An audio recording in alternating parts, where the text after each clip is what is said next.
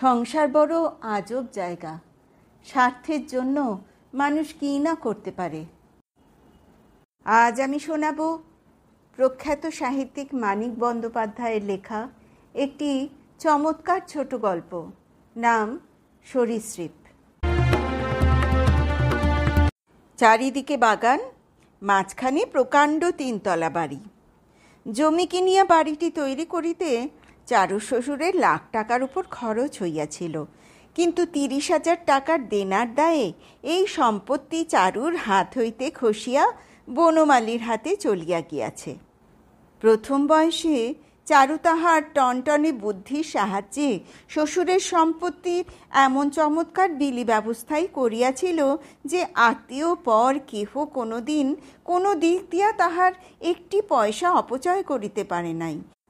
কিন্তু বুদ্ধির তীক্ষ্ণতা ও বিকারহীনতা বজায় রাখিতে চারুর 3টি বিশেষ অসুবিধা ছিল। প্রথমত, আজীবন তাহাকে স্ত্রীলোক হইয়াই থাকিতে হইল। দ্বিতীয়ত, তাহার পাগলা স্বামী। আর তৃতীয়ত, চারুর একমাত্র পুত্রটিরও স্বাভাবিক বুদ্ধি বিকাশ পাইবার কোনো লক্ষণ দেখা গেল না। চারুর বিবাহ হয় 17 বৎসর বয়সে। বনমালী তখন 15 বৎসরের বালক মাত্র। চারুর শ্বশুর রামতারণ প্রত্যেক শনিবার ব্যারাকপুরে গঙ্গার ধারে একটা বাগান বাড়িতে স্ফূর্তি করিতে যাইত। বনমালীর বাবা ছিল তাহার প্রতিবেশী, বন্ধু এবং মৌ সাহেব। তাহাদের ছোট দ্বিতল গৃহের সামনে মোটর থামাইয়া রামতারণ বনমালীর বাবাকে মোটরে তুলিয়া লইত। বনমালীকে হাসিয়া বলিত, বৌমাকে পাহারা দিস বুনো। হাসিয়া বলিলেও কথাটা পরিহাস নয়, নিজের পাগল ছেলের বউ বলিয়া নয়। স্ত্রী জাতির সতীত্বেই রামতারণ অবিশ্বাসী ছিল। কোথাও যাইবার আগে সে তাই বাড়িতে পাহারা রাখিয়া যাইত। কিন্তু রামতারণের বুদ্ধি ছিল, চাকর দাসীকে জিজ্ঞাসাবাদ করিয়া ব্যাপারটা প্রকাশ্য করিয়া দিবার ইচ্ছা তাহার ছিল না। মোসাহেবের সরল ছেলেটাকে সে তাই বাড়িতে রাখিয়া যাইত এবং ফিরিয়া আসিয়া নানা কৌশলে নিজের অনুপস্থিতির সময় চারুর গতিবিধির ইতিহাস জানিয়া লইত। কয়েক বৎসর পরে রামতারণের মৃত্যুর পর এ ব্যবস্থা রহিত হইয়া গেল বটে, কিন্তু বনমালীর যাতায়াত বজায় রইল। যাতায়াত সে কমাইয়া ফেলিল অনেক বয়সে, শহরের ভিতরে একটা বাড়ি করিয়া উঠিয়া যাইবার পর। আজ বিপদে পড়িয়া বনমালীকে অতিরিক্ত খাতির করিয়া কোনো সুবিধা আদায় করিবার চেষ্টার মধ্যে নানা কারণে চারুর যথেষ্ট লজ্জা ও অপমান ছিল। তবু একদিন নিমন্ত্রণ করিয়া পাখা হাতে কাছে বসিয়া এমনই উত্তপ্ত সমাদরের সঙ্গেই বনমালীকে সে খাওয়াইতে বসাইল যে তাহাতে পাষাণও গলিয়া জল হইয়া যায়।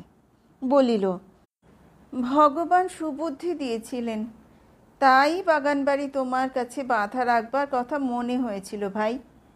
আমার তো সর্বস্ব গেছে, যাক, কি আর করব, সবই মানুষের কপাল। বনমালী একবার মুখ তুলিয়া চাহিল মাত্র। চারুর মাথার চুলের কালিমা ফ্যাকাশে হইয়া আসিয়াছে, কেবল এইটুকু লক্ষ্য করিয়া আবার সে আহারে মন দিল। উহাদের স্তব্ধতা নিঃসম্পর্কীয়, কারণ আজ একজন প্রৌঢ়া নারী এবং অপরজন মধ্যবয়সী পাটের দালাল।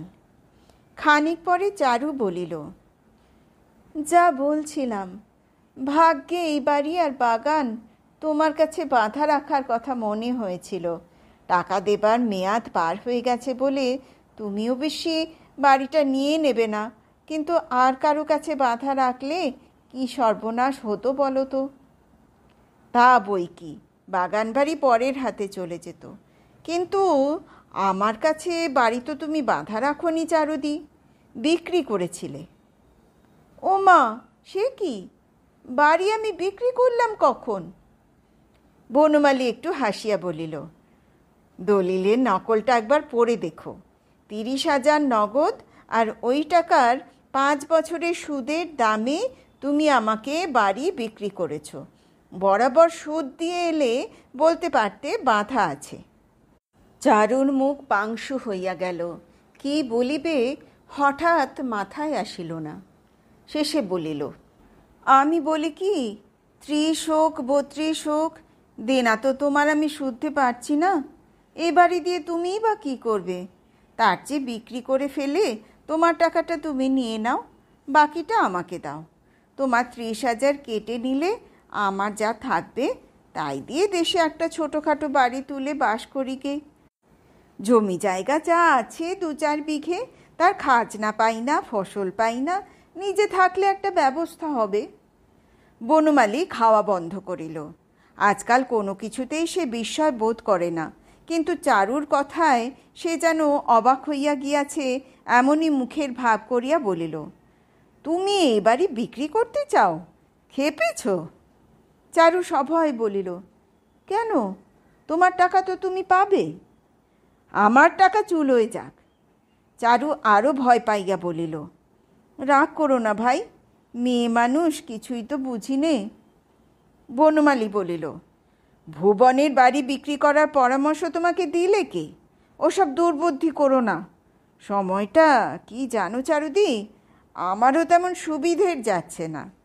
তোমার এই বাড়িটা বন্ধক রেখে কিছু ধার পেয়েছি, একটু সামলে উঠলেই ছাড়িয়ে নেব। চারু রুদ্ধ নিঃশ্বাসে বলিল, তারপর? ভুবনের বাড়ি ভুবন ফিরে পাবে। গলনালী প্রায় রুদ্ধ করিয়া চারু বলিল, কিন্তু তোমার টাকা, তোমার 30,000 টাকা ভুবনের কাছে জমা থাকবে? এ কথা কেহ বিশ্বাস করে? নির্মূল আশার শোকে চারু কাঁদিয়া ফেলিল। বনমালী বলিল, কেঁদো না চারুদি, আমি কি তোমার পর? আগে তুমি আমাকে কত ভালোবাসতে।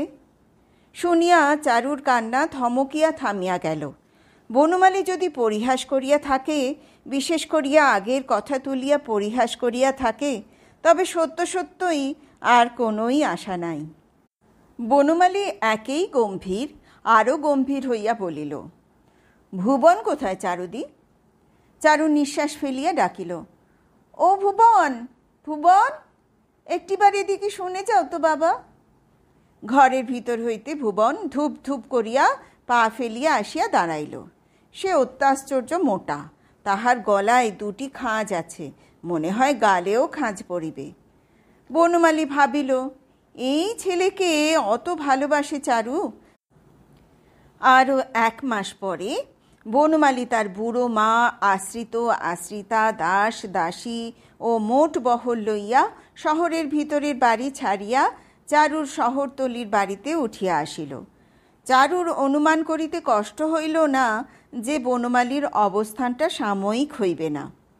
পাংশু মুখে সে জিজ্ঞাসা করিল, ওখানে কি তোমাদের অসুবিধে হচ্ছিল ভাই? বনমালী বলিল, অসুবিধে হলে এতদিন বাস করলাম কি করে চারুদি? সেজন্য নয়, মনে করছি বাড়িটা আগাগোড়া মেরামত করব, আর 2খানা ঘর তুলব ছাদে। মাস 2 তোমার এখানেই আশ্রয় নিতে এলাম। চারুকে বলিতেই হইল, আহা, আসবে বই কি, সে কি কথা, বেশ করেছ। তারপর 2 মাসের মধ্যেও বনমালীর বাড়ি মেরামত আরম্ভ হইল না। ছাদে ঘর উঠিবারও কোনো লক্ষণ দেখা গেল না।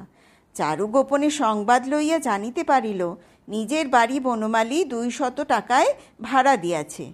ইতিমধ্যে বনমালীর নিরঙ্কুশ তৈলাক্ত অধিকার সদরের গেট হইতে পিছনের গলিতে খিড়কির দরজা পর্যন্ত বিস্তৃত হইয়া গেল। অতিথির আদর ও সম্মান পাইয়া চারু তার নিজের বাড়িতে বাস করিতে লাগিল। বনমালী বলে, অসুবিধে হচ্ছে চারুদি? প্রশ্ন শুনিলে রাগ হয়। না ভাই, অসুবিধে কিছু নেই। কিছুদিন যদি দেশে গিয়ে থেকে আসতে চাও, কেষ্টকে সঙ্গে নিয়ে যেতে পারো। দেশে টেশে মধ্যে মধ্যে যাওয়া দরকার বই কি। দেশে কি বাড়ি ঘরদোর কিছু আছে ভাই যে যাব? 1000 খরচ করলেই দেশে দিব্যি বাড়ি হয়। জমি জায়গা আছে, খাজনা পাওনা, ফসল পাওনা সব লুটে পুটে নিচ্ছে। নিজে থাকলে লোকসানটা রদ হতো। জমি জমি কই দেশে? কিছু কি আর আছে ভাই আমার? সর্বস্ব গেছে। বনমালী তখনকার মতো চুপ করিয়া যায়। তাহার মা হেমলতা বলেন, হ্যাঁ রে, ওরা কি যাবে না? কোথায় যাবে? যে চলুই খুশি যাক, আমাদের তো ভাববার দরকার কি? কদিন দেখ, তারপর নিজের পথ দেখে নিতে বল। তাড়িয়ে দিতে পারবো না মা, ও সব আমার ধাতে নেই। নিজে থেকে যায় তো যাবে, নইলে রইল।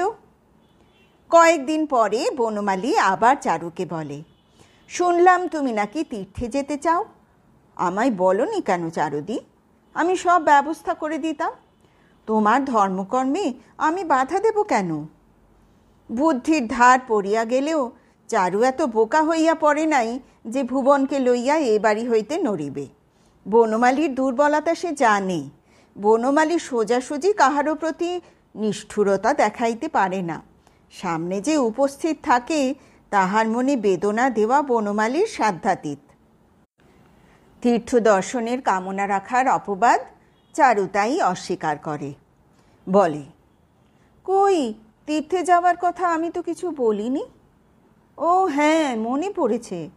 মাসিকে বলেছিলাম, স্বামী শ্বশুরের এই তীর্থ ছেড়ে আমার এক পাও কোথাও নড়তে ইচ্ছে করে না। মাসিমা বুঝি মনে করেছেন আমি তীর্থে যেতে চাই? বনমালী একটা হাই তোলে। মেয়ে মানুষের এত বুদ্ধি তার ভালো লাগে না। কিছুদিন পরে চারুর ছোট বোন পরি বিধবা হইয়া দিদির কাছে চলিয়া আসিল।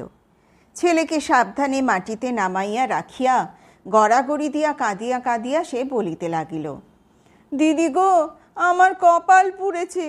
কি অভিশাপ দিয়ে আমার এমন করলে গো? কে করলে? গলায় আঁচল জড়াইয়া পাক দিয়া পরি গলায় ফাঁস দিবার চেষ্টা করিতেছিল, কিন্তু হেমলতা ফাঁস খুলিয়া দেওয়ায় সে চেষ্টা সে ত্যাগ করিল। খানিক্ষণ মেঝেতে কপাল কুটিয়া হাত কামড়াইয়া চেঁচাইয়া এক বিষম কাণ্ড বাঁধাইয়া তুলিল ও ছুটিয়া নিজের ঘরে গিয়া দরাম করিয়া দরজা বন্ধ করিয়া দিল। গলায় সে যে আর ফাঁস দিতেছে না সেটা বেশ বোঝা গেল, কারণ বাহির হইতে ভগবানের কাছে তাহার একটানা আবেদন শোনা যাইতে লাগিল, আমায় নাও ভগবান, এবার আমায় নাও। বনমালী পরীকে সান্ত্বনা দিয়া বলিল, অমন করে কাঁদিস নে পরি, ছেলের মুখ চেয়ে বুক বাঁধ। পরি ঘরের বাহিরে আসিয়া আরও জোরে কাঁদিয়া উঠিল। বনমালীর বিপদের আর সীমা রহিল না। কান্না তাহার একেবারেই সহ্য হয় না, অথচ উঠিয়া যাইবার উপায় নাই। পরি মনে করিবে, দেখো কি নির্মম, আমার এত বড় শোকটা চোখ মেলে একটু চেয়েও দেখলে না। পরির বৈধব্যের আঘাতেই বোধ হয় চারুর মাথাটা আরও একটু খারাপ হইয়া গেল। 40 বছর বয়সেই তার চুলে এবার পাক ধরিল, কোমরে বাত দেখা দিল, আর পেটে হইল অম্বল। শোক আর অম্বলের মধ্যে কোনটির কারণে তাহার বুক সর্বদা জ্বালা করিতে লাগিল সেটি ঠিকমতো বুঝিবার উপায় রহিল না। হেমলতার কাছে সে কাঁদিয়া বলে, আমার মতো অবস্থা মাসিমা শত্রুরও যেন না হয়। দিন রাত ভগবানের কাছে এই কামনা জানাচ্ছি। কোনো দিকে কুল কিনারা নেই মাসিমা, আমি অকুলে ডুবেছি। হেমলতা বিরক্ত হন, মুখে বলেন, মাথা ঠান্ডা রাখো মা, কি করবে, মাথা ঠান্ডা রাখো। মাথা চারু ঠান্ডা রাখিতে পারে না। ভাবিয়া ভাবিয়া মাথা গরম করে। একটা পেটের ছেলের ভবিষ্যৎ ভাবিয়া যে আকুল হইয়া উঠিয়াছিল, ছেলে লইয়া কচি বোনটাও আসিয়া ঘাড়ে চাপিল, সে কোন দিক সামলাইবে? পরীকে সে জিজ্ঞাসা করিল, পোস্ট অফিসে, ব্যাংকে তোর নামে কিছুই রেখে যায়নি? কি রোজগার করতো যে রেখে যাবে দিদি? মাস গেলে হাত খরচের টাকার জন্য বাপের কাছে হাত পাতত, রেখে যাবে? আমি যা দিয়েছিলাম, শ্বশুরের সিন্ধুকে ঢুকেছে, খাট পালঙ্ক ছাড়া। চারু কপালে চোখ তুলিয়া বলিল, তোর গয়নাও দেয়নি? তোকে যে আমি 13-14 হাজারের গয়না দিয়েছিলাম রে। কিচ্ছুটি আমাকে দেয়নি দিদি, সব আটকে রেখেছে। আঁচল থেকে চাবি কেড়ে নিয়ে বাক্স খুলে শ্বশুর নিজে সব বার করে নিল, খোকার গয়না পর্যন্ত। এমন চামার! তা আর 2 মাস তুই ধৈর্য ধরে থাকলি না কেন? কেমন করে আদায় করে নিতে হয় আমি দেখতাম। বড় খারাপ ব্যবহার করে দিদি, থাকতে ভালো লাগলো না। চারু হঠাৎ রাগিয়া উঠিল। থাকতে ভালো লাগলো না?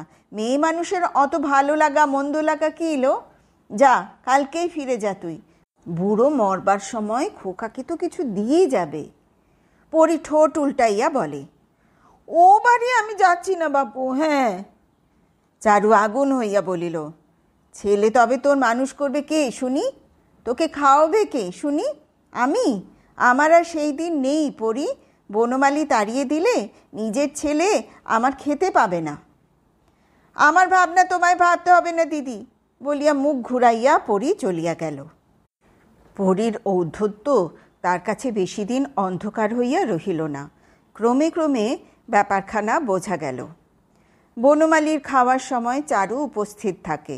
কয়েকদিন পরে পরীকেও দেখা যাইতে লাগিল। চারুর হাতের পাখা সে আগেই দখল করিয়া রাখে। বনমালীর বেশি কাজ ঘেঁষিয়া বসে। চারুর মুখের কথা কাড়িয়া নিয়া বলে, আর একটু নিন, পেট আপনার ভরেনি, কখনো ভরেনি। আমি বুঝি না ওই খেয়ে মানুষ বাঁচে? বলে, কাল আপনাকে পেঁপের ডালনা রেঁধে দেব, খেয়ে দেখবেন বেশ রাধি। চারু এমন করিয়া বলিতে পারে না। এমন স্নেহসিঞ্চিত গাঢ় কণ্ঠে, এমন মনোহর আবদারের ভঙ্গিমায় অবাক হইয়া সে বোনের মুখের দিকে তাকাইয়া থাকে। পরি বলে, হাঁ করে তাকিয়ে কি দেখছো দিদি? দুধটা এনে দাও, খাওয়া যা হয়ে এলো, উঠে গেলে ভালো হবে নাকি? পরি বনমালীর আশেপাশে সর্বদাই আছে। রাত্রে বনমালী বিছানায় শুইলে চুপি চুপি ঘরে আসে। বলে, কি চাই বলুন? বনমালী হাসি গোপন করিয়া বলে, পা কামড়াচ্ছে, কেষ্টকে ডেকে দিয়ে যা, আর কিছু চাই না। পরি বলে, কেষ্ট কেন?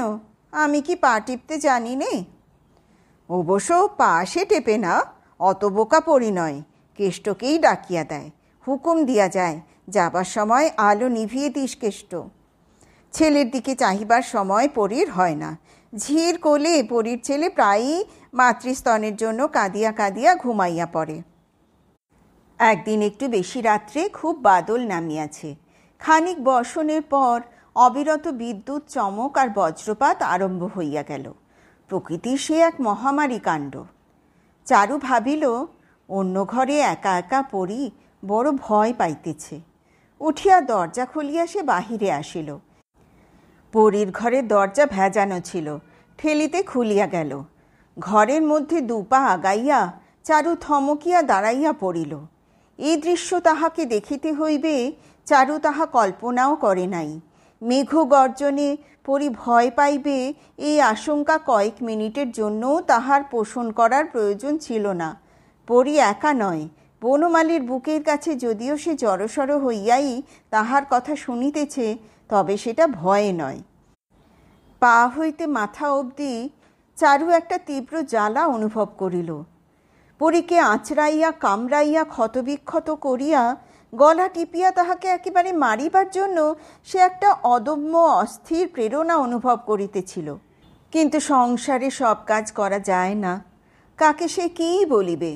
এটা তাহার বোনের শয়নঘর, কিন্তু ঘরের মালিক তো বনমালী। বনমালীকে কিছু তো বলা যাইবেই না। পরীকেও কিছু বলিলে বনমালী নিজে অপমানিত জ্ঞান করিবে। দারোয়ান দিয়া এই রাত্রেই যদি তাহাকে আর ভুবনকে বনমালী বাহির করিয়া দেয়, আটকাইবে কে?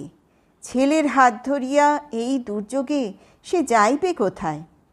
চারু আস্তে আস্তে ঘর হইতে বাহির হইয়া গেল। দরজা যেমন ভেজানো ছিল তেমনই ভেজাইয়া দিল। ঘরে গিয়া খাটে বসিয়া ছেলের গায়ে হাত রাখিয়া চারু অনেকক্ষণ চুপচাপ ভাবিল। সে জানে উহারা তাহার যাওয়া আসা টের পাইয়াছে। পাক টের। কাল তারা যদি তাহার কাছে লজ্জাবোধ না করে, তাহারও লজ্জা পাইবার কোনো কারণ থাকিবে না। পরি তাহার কে? কেউ নয়। ছুঁইতেও ঘৃণায় গা শিহরিয়া উঠিল বলিয়া সে যাহার চোখ দুটা উপড়াইয়া আনিল না, সে তাহার বোন হইবে কোন দুঃখে? কপাল পুড়িয়া যাবার 3 মাসের মধ্যে এমন কাজ যে করিতে পারে, বাড়ির ঝিয়ের চেয়েও সে পর, অনাত্মীয়। ওর অক্ষয় নরকের সঙ্গে তাহার কোনো সম্পর্ক নাই। মনে মনে মস্ত এক প্রতিজ্ঞা করিয়া 18 বছরের ঘুমন্ত ছেলের মাথায় সস্নেহ চুমা খাইয়া চারু মেঝেতে তাহার সংক্ষিপ্ত কম্বলে শয্যায় নামিয়া গেল। চারু কিন্তু সমস্ত রাত ঘুমাইতে পারিল না। পরীর শৈশবের ইতিহাস ছায়াছবির রূপ নিয়া তাহার সামনে ভাসিয়া আসিতে লাগিল। বাপের বাড়ির গ্রামে পরী ছেঁড়া ডুরে শাড়ি পরিয়া ঘুরিয়া বেড়াইত। চারুর বিবাহের পর এখানে আসিয়া পিঠে বেনি দুলাইয়া স্কুলে যাইত। কত আদরে কত যত্নে তাহাকে সে মানুষ করিয়াছিল। সেই পরী আজ তাহার মুখের গ্রাস কাড়িয়া লইবার জন্য এমনভাবে নিজের সর্বনাশ করিল। এর আকস্মিকতা, এর অসামঞ্জস্য সমস্ত রাত চারুকে অভিভূত করিয়া রাখিল। বনমালীর 38 বৎসর বয়স হইয়াছে। টাকা ছাড়া তার আর কি আছে যে তার টানে মেয়ে মানুষ লক্ষ্যভ্রষ্ট হইবে? মানুষটা একটু অদ্ভুত, একটু গভীর। প্রথম বয়সে মনে মনে সেও তাহাকে একটু ভয় করিত। মনে হইত তাহার ভিতরটা কি কারণে মুচড়াইয়া মুচড়াইয়া পাক খাইতেছে, তার বড় যন্ত্রণা। যখন বনমালী যুবক, তার মধ্যে সে তো কখনো কোনো আকর্ষণ আবিষ্কার করিতে পারে নাই। তার নৈকট্যকে, তার নির্বাক আবেদনকে, তার দু চোখের গভীর তৃষ্ণাকে সে যে কতবার অপমান করিয়াছে তাহার হিসাব হয় না। তার সঙ্গে কথা কহিবার সময়ও কি সব সময় পাইত সে? তাহার কাছে মানুষ হইয়া পরী কি তাহার মনের জোর এতটুকু পায় নাই? অসহায় আক্রোশে থাকিয়া থাকিয়া চারুর মনে হইতে লাগিল, এর চেয়ে সেই যদি সে সময় বনমালীর নিকট আত্মসমর্পণ করিত, এই রকম বিপদ ঘটাইবার সুযোগ পরী আজ তাহা হইলে পাইত না। পরদিন সকালে সে নিজে গিয়া পরীকে ডাকিয়া তুলিল।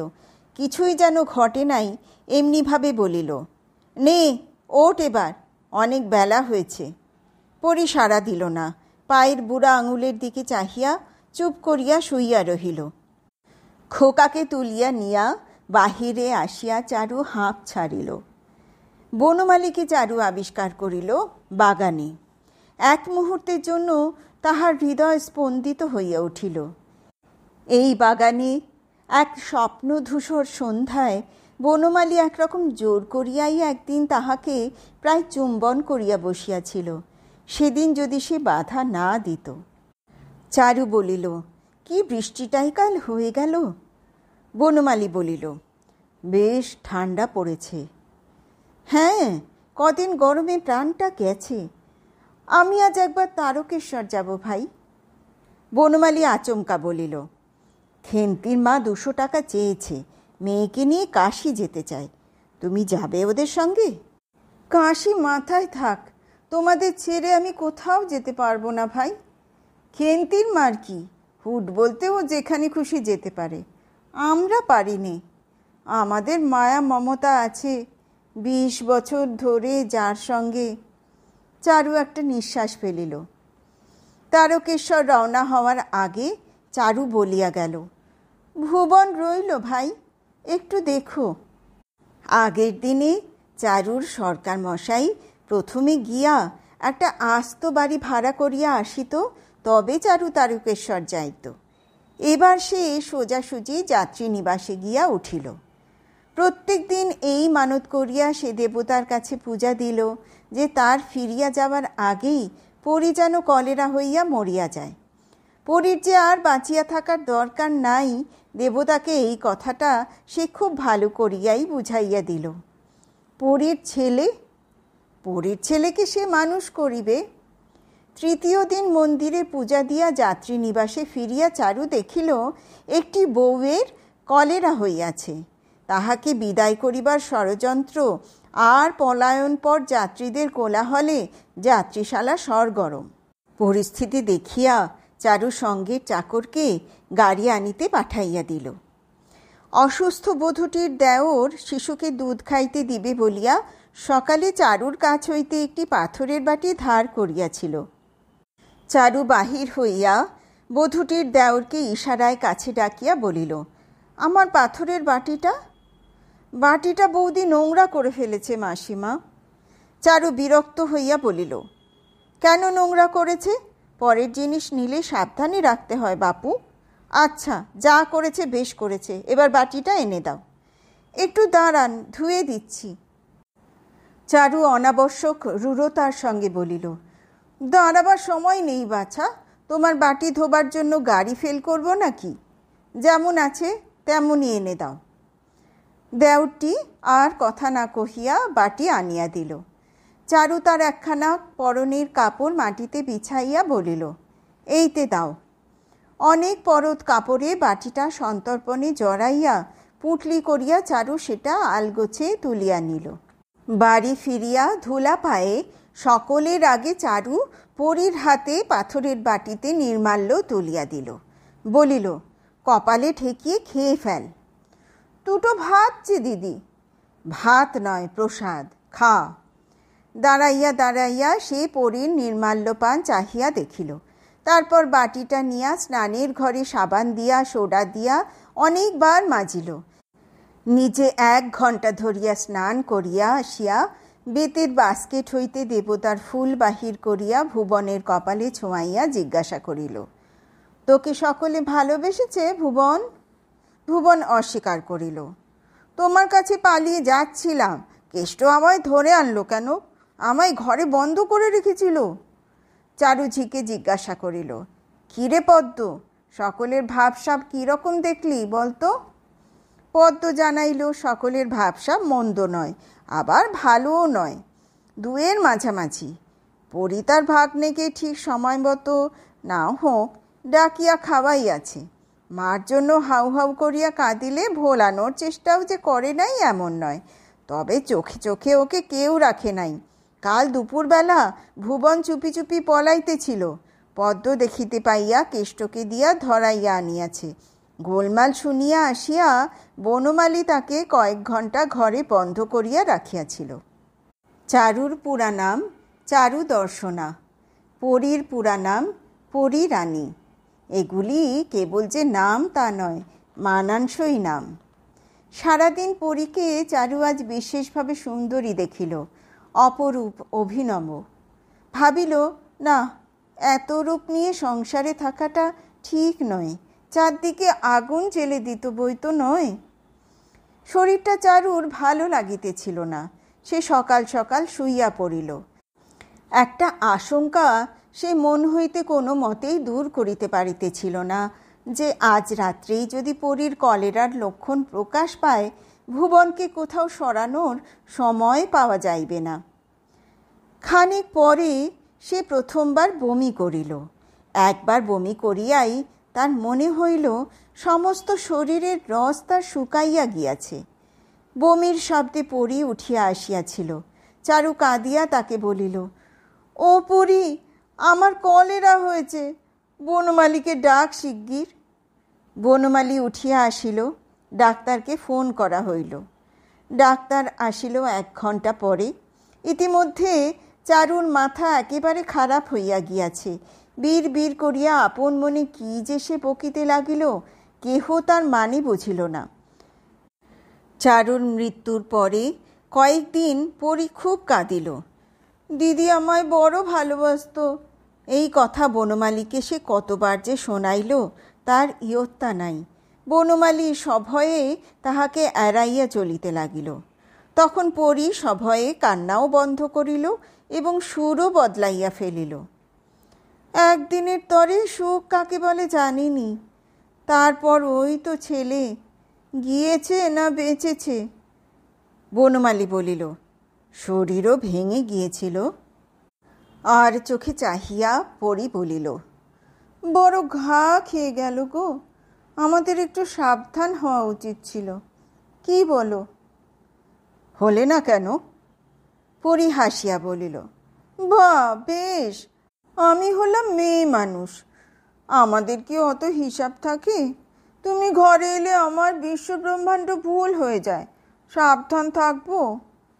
বনমালী বলিল, তাই নাকি? চারুর মৃত্যুর পর বনমালী দিনে অথবা রাত্রে কখনো পরীর ঘরে আসে নাই। পরীর দুর্ভাবনার আর সীমা ছিল না।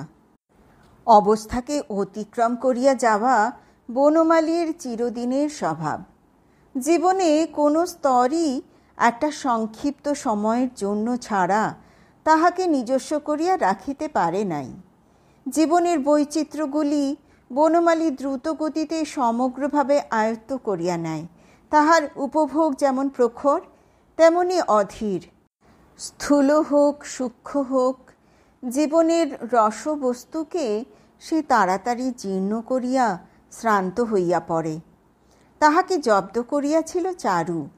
চারু তার প্রথম বয়সের নেশা, অদম্য, অবুঝ, বহুকাল স্থায়ী। যে বয়সে নারী দেহের সুলভতা সম্বন্ধে প্রথম জ্ঞান জন্মে, নারী মনের দুর্লভতায় প্রথম হতাশা জাগে, চারুকে বনমালী সেই বয়সে দেহ মন দিয়া চাহিয়াছিল। চারু রীতিমতো তাহাকে নিয়া খেলা করিত। ওষুধের ডোজের মতো সামান্যতে আশা দিয়া তার প্রেমকে বাঁচাইয়া রাখিত এবং প্রাণপণে এই খেলার উন্মাদনা উপভোগ করিত। বনমালীর এক গ্রাসে পেট ভরানোর প্রবৃত্তি ক্ষুধাতুর বন্য জন্তুর মতো চারুর দুর্ভেদ্য সাবধানতা ঘেরিয়া মরিত দিনের পর দিন, মাসের পর মাস। পরীর রূপ আছে, চারুর মতো প্রতিভা নাই। বনমালীর পাক খাওয়া মনকে সে একাভিমুখী করিয়া রাখিতে পারিল না। তাহার নদীতে হাঁটু ডুবাইয়া বনমালী পার হইয়া গেল, সে তাহাকে ভাসাইয়া নিতে পারিল না। গভীর রাত্রে দরজা খুলিয়া পড়ি বাহিরে চলিয়া যায়। প্যাসেজের আলো নিভাইয়া অন্ধকারে এ বারান্দা ও বারান্দা ঘুরিয়া বেড়ায়, ঘরে ঘরে মুকি দেয়। বনমালীর ঘরের দরজায় কান পাতিয়া দাঁড়াইয়া থাকে। একদিন নৈশ পর্যটনের সময় ভুবনের ঘরে উঁকি দিয়া সে দেখিতে পাইল বিছানায় উপর হইয়া সে হাপুস নয়নে কাঁদিতেছে। দাঁড়াইয়া দাঁড়াইয়া দৃশ্যটা সে খানিক্ষণ উপভোগ করিল। সে চিরদিনই দুঃখী, অন্যের দুঃখ দেখিলে সে আনন্দ পায়। তারপর পা টিপিয়া টিপিয়া গিয়া বনমালীকে সে ডাকিয়া তুলিল। ভুবন কীরকম করছে দেখবে চলো। কীরকম করছে? কাঁদছে আর ছটফট করছে।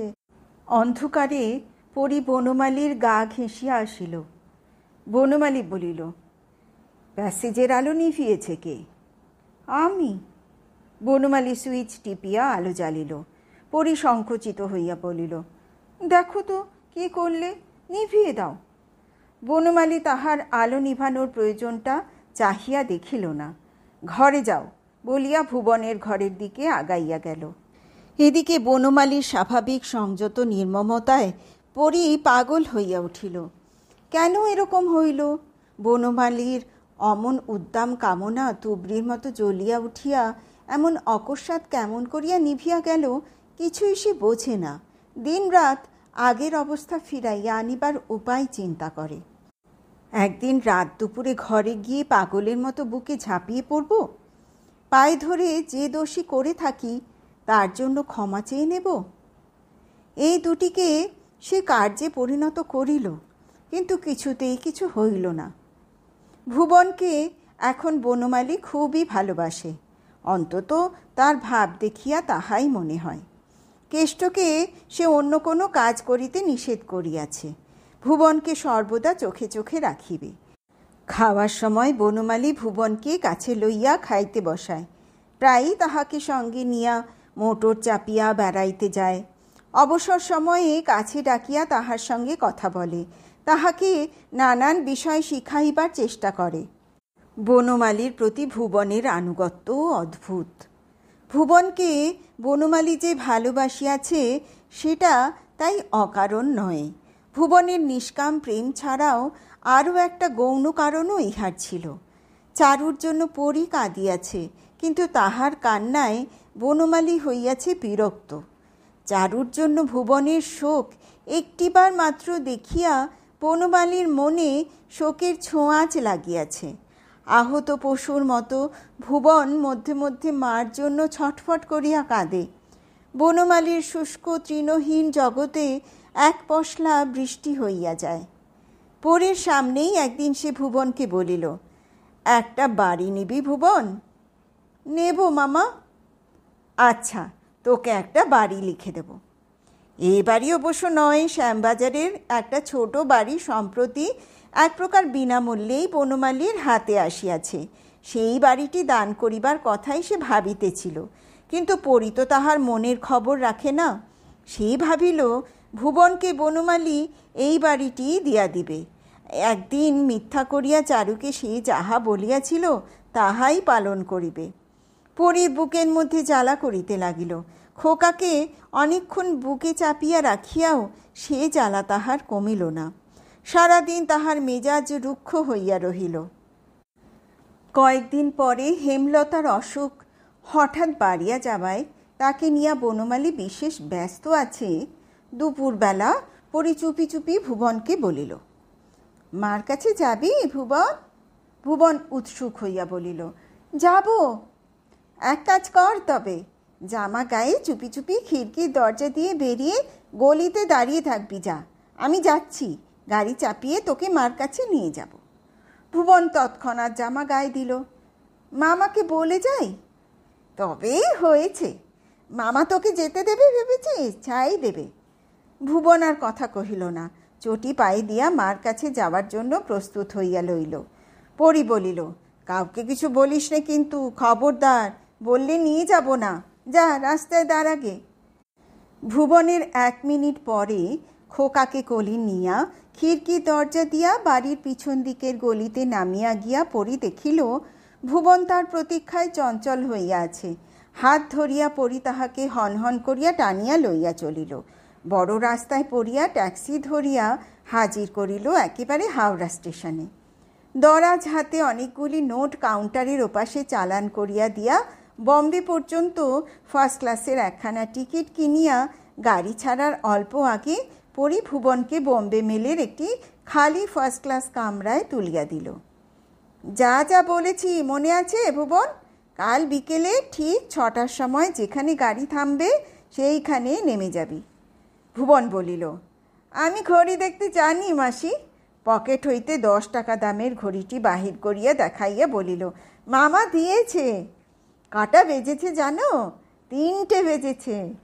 ঘড়ি দেখে কাল ঠিক 6টার সময় নেমে যাবি। গাড়ি না থামলেও লাফিয়ে নেমে যাবি। মার কাছে যাচ্ছিস কি না দেখিস, তোর কিচ্ছু হবে না। ভুবন বলিল, আচ্ছা। গলির মুখে ট্যাক্সি ছাড়িয়া দিয়া খিড়কির দরজা দিয়াই পরি বাড়ি ঢুকিল। তাকে অভ্যর্থনা করিল বনমালী স্বয়ং। ভুবনকে কোথায় রেখে এলি পরি? ভুবন? ভুবনের আমি কি জানি, বাড়ি নেই। বনমালী হাঁকিল, কেষ্ট এদিকে আয়। কেষ্ট ভয়ে আসিয়া দাঁড়াইল। তোকে ছাড়িয়ে দিলাম কেষ্ট, মাইনে যা জমেছে পাবি না। পালা, দাঁড়িয়ে থাকলে পুলিশে দেব। কেষ্ট কাঁদো কাঁদো হইয়া বলিল, কেন বাবু? রাত দুপুরে তুই দোতলায় এসে দাঁড়িয়ে থাকিস বলে আমার 900 টাকা চুরি গেছে। ঝি চাকর আশ্রিতরা চারিদিকে ভিড় করিয়া দাঁড়াইয়া আছে। পরীর বুকের মধ্যে ঠিপ ঠিপ করিতেছিল। অতি কষ্টে জিজ্ঞাসা করিল, ভুবন কোথায় গেছে কেষ্ট? পালিয়ে গেছে? কেষ্টর হইয়া জবাব দিল বনমালী, ও জানে না, তুই ঘরে যা পড়ি। দোতলায় যে ঘরখানায় সে এতদিন ছিল, বনমালী যে সে ঘরখানার কথা বলে নাই, ঘরে ঢুকিয়াই পরি তাহা টের পাইল। তার সমস্ত জিনিস অদৃশ্য হইয়াছে। ধোয়া মোছা শূন্য ঘরের মাঝখানে সে অবাক হইয়া দাঁড়াইয়া রহিল। বনমালী আসিয়া বলিল, এখানে থাকতে তোর অসুবিধা হচ্ছিল বলে তোকে নিচের তলায় একটা ঘর দিয়েছি, খেন্তির পাশের ঘরখানা। নিচে ভাড়ারের পাশে এক সারিতে খান 7 ঘর আছে। বনমালী যাদের খাইতে দেয় ওটা তাদের কলোনি অথবা বস্তি। খেন্তির পাশের ঘরখানা ওই সারিতেই। পরীর মুখ পাংশু হইয়া গেল। ইতিমধ্যে শুধু সন্দেহের উপর তার বিচার হইয়া শাস্তির ব্যবস্থা হইয়া গিয়াছে, এটা সে হঠাৎ ধারণা করিয়া উঠিতে পারিল না। এ বাড়িতে যাদের স্থান ঝি চাকরেরও নিচে, বনমালী অনায়াসে তাকে তাদের দলে নামাইয়া দিল। সারাদিন ধরিয়া সে যে নিজের অনুপস্থিতির কৈফিয়ত রচনা করিয়াছে সেটা একবার শোনাও দরকার মনে করিল না। সে কাঁদিয়া ফেলার উপক্রম করিয়া বলিল, আমি কি করেছি? তোমার গা ছুঁয়ে বলছি। কিন্তু গা সে ছুঁইবে কার? বনমালী আগাইয়া গিয়াছে, বিদায় নিয়াছে। পরীকে নিচেই যাইতে হইল।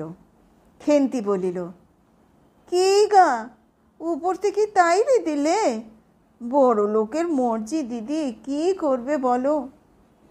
পরী বলিল, কি যে বলো তা ঠিক নেই, তাড়িয়ে আবার দেবে কে? আমি যেচে এসেছি। উপরে যা লেকচাচার, বিধবা মানুষ আমি, আমার পোষালো না।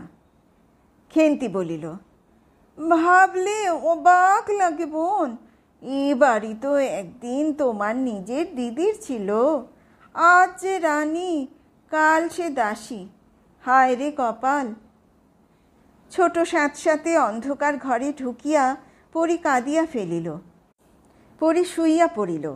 আগাগোড়া চাদর মুড়ি দিয়া বলিল, আমার জ্বর আসছে, তুমি যাও ভাই। একদিন হেমলতা জিজ্ঞাসা করিলেন, হ্যাঁ রে, ভুবনের কোনো খোঁজ করলি না? বনমালী বলিল, আপদ গেছে যাক,